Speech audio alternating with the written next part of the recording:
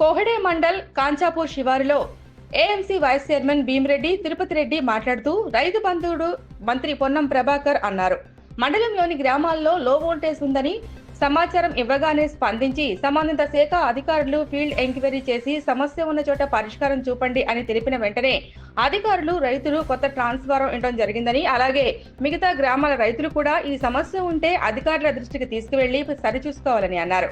కాంగ్రెస్ ప్రభుత్వం అంటే రైతు పక్షపాతి అని మంత్రి పొన్నం ప్రభాకర్ వ్యవసాయ కుటుంబం నుంచి వచ్చిన వారు కాబట్టి వారికి రైతులు పడే కష్టం విలువ తెలుసు కాబట్టి రైతుల సమస్య పైన వెంటనే స్పందిస్తారు. మంత్రివర్యులు రైతు బాంధవుడు అని వైస్ చైర్మన్ భీమిరెడ్డి తిరుపతి రెడ్డి అన్నారు. గారికి పాలాభిషేకం చేయడం జరుగుతుంది.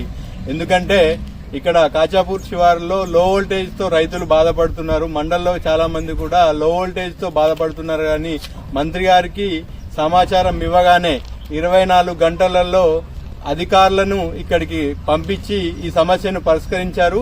ఈ రైతుకు కొత్త DTR ని ఇప్పించారు. దీనికి కృషి చేసినటువంటి ఎస్సీ గారికి, ఏఈ గారికి, లైన్మెన్ గారికి, మా లోకల్ ఉన్న వర్క్ ఇన్స్పెక్టర్ గారికి నా యొక్క ప్రత్యేక కృతజ్ఞతలు తెలియజేస్తున్నాను.